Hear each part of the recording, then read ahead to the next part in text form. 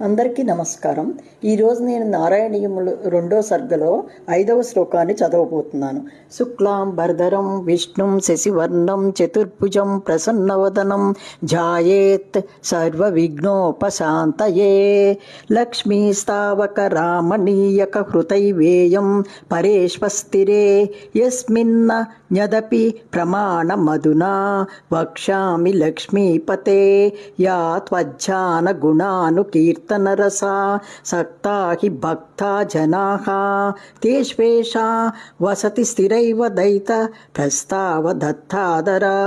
స్వామి, నీ సుందర రూపానికి ముగ్ధురాలై వసురాలై లక్ష్మీదేవి ఏ భక్తులు నీ జాన గుణ కీర్తన రసమునందు ఆసక్తులై ఉంటారో ఆ భక్తుల జపతపములు అందు వినపడుతున్న తన భర్త ప్రస్తావనను విని దయతో ఆ భక్తుల ఇండ్ల యందు కూడా వసించుచున్నది.